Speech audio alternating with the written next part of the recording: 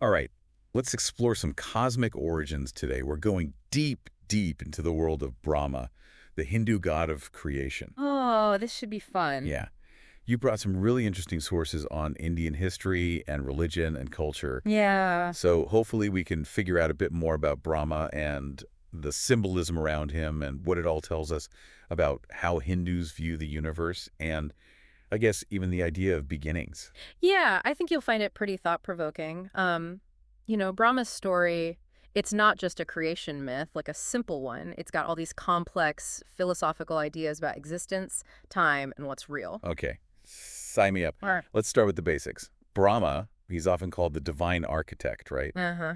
He's the one who makes the universe, like brings it into being from this primordial void. Right, precisely. And that concept of the void, I mean, it's more profound than you might think at first. Because, it suggests that these ancient Indian thinkers, they were already thinking about nothingness, like a state before anything even existed.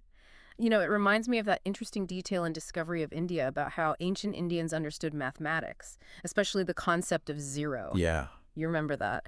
talked about how advanced their understanding of zero was, even way back then. Exactly. And actually, some scholars think that this understanding of zero might actually be related to their concept of the void, Mm. the shunya, which is where Brahma emerges from. Wow. That's a pretty crazy connection. Hmm. So you're saying the idea of nothingness, it wasn't just like some abstract idea, like some philosophy thing. Right. It was really tied into how they understood the world through math. It seems so. It really points to this way of thinking where abstract ideas and actual math are all connected. It really shows just how complex their cosmology was, even, all that time ago. Wow, yeah. Yeah. Definitely makes you rethink that idea of simple creation myths. Now, okay, Brahma's iconography, he's usually shown with four heads. I've always wondered what that means. It's a good question, and it's one of the most striking visual elements, I think. The Yeah. four heads, usually they're thought to represent the four Vedas, Okay. the ancient Hindu scriptures, which, as you know, are the foundation of Hindu knowledge and spiritual practice. So each head is a Veda. You got it. Okay, that makes sense. Are there any other interpretations, though? Like any other layers of meaning with those four heads? There are actually. Some scholars say the four heads symbolize the four Yugas, Okay. the cyclical epochs of time in Hindu cosmology. Right. And this takes us back to that idea of Brahma as the creator, not just of the universe, but of time itself. Oh, wow. So it's not just about space, it's about time, too. That makes his role even more, like, intense. It really does. It's like it makes me think of that point from our source on Indian Buddhism about how important symbols are for understanding old religions. Oh, absolutely. Yeah. They're not just there to look pretty. They're like visual shortcuts to these complicated ideas and beliefs. And if we understand the symbols, we can unlock like a whole new level of meaning in those traditions. Yeah. Yeah. Okay, so we've got Brahma, the divine architect. He comes out of this void, and his four heads represent the Vedas and maybe even how time moves in cycles. Uh-huh. Where does Saraswati, the goddess of knowledge and wisdom, fit into all this? Well, Saraswati is often seen as Brahma's consort, Oh, his source of inspiration, which makes sense when you think about it. yeah. Even a creator god needs knowledge, needs wisdom to make the universe. Of course. It's not just raw power. It's about intelligence and understanding. That's a beautiful image. Yeah, The creator god and the goddess of knowledge, they're working together to shape the cosmos. love it. Okay, but how does Brahma fit in with all the other Hindu gods? I mean, where does he stand with the other, like, big, important gods? That's where the Trimurti comes in, the Hindu trinity of Brahma, Vishnu, and Shiva. Brahma's the creator, Uh-huh. Vishnu the preserver, and Shiva the destroyer. So a powerful group. Very powerful. And each one has a specific job to do. Exactly. And this trinity it's a great way to represent the cyclical nature of existence in Hindu thought. Okay. Like the universe isn't static. It's always being created, preserved, and destroyed. Yeah. To make room for new creation, it's this endless dance of cosmic forces. It's a really powerful concept. The universe always in flux, always changing. Always changing, yeah. But I'm curious about Brahma's part in this trinity, Hmm. especially when we consider the next part of his story. Oh, yeah. Yeah. That's where things get, well, a little more complicated. Oh, I love a good twist. Tell me more. Here it is. Yeah. Even though he's the creator god, Brahma doesn't have a lot of temples dedicated to him in modern Hinduism. Really? Yeah. The god who made the universe? Yeah. It's a weird fact, and it's puzzled scholars for centuries. Seriously. He made the universe, but he's kind of forgotten. That doesn't seem right. Why is that? It is a great question. There are some theories about why. Well, our text on modern India, it kind of goes into how the popularity of some Hindu gods, it went up and down over time, Yeah. like reflecting changes in how people lived and what they believed. Some gods became super important, while others, like Brahma, sort of faded into the background. Right. That makes sense historically, but why Brahma?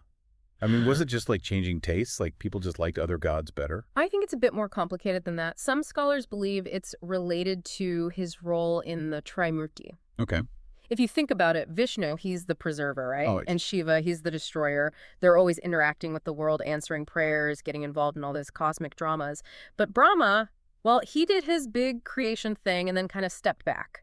So he was seen as a little distant, like too removed from people's daily lives and what they were worried about. Exactly. While his role is, like, essential, it might not have been as appealing to people who were looking for help from the gods in their own lives. Yeah, that makes sense. You know, our source, The Penguin History of Early India, it gives a good example of this shift. It mentions the rise of Vishnu Jagannath in Orissa, Okay. and he became a really powerful god, even with political influence. Wow. This kind of suggests that gods who were seen as more active in the world, maybe even able to influence things here, became more popular. So it's almost like a cosmic popularity contest. Kind of, but it's important to remember that this doesn't make Brahma less important in the whole scheme of Hindu cosmology. I mean, he's still the one who started the whole cycle of creation, preservation, and destruction. Right. He's like the ultimate architect. He drew up the plans for the universe, even if others are now in charge of the building and renovation. That's a great analogy. Thanks. And speaking of blueprints, let's change gears a little bit. What do you think Brahma's creation myth tells us about Hindu ideas of order and chaos? Ooh, interesting. It seems like there's always this tension between order and chaos, right? Brahma makes order out of the void, but then Shiva comes in and disrupts it, all through destruction. You've hit the nail on the head. Hindu cosmology doesn't see order and chaos as being total opposites. Right. They're intertwined, part of this endless dance of creation and destruction. It's a dynamic system. Order always leads to chaos, and then chaos leads to a new kind of order. So it's not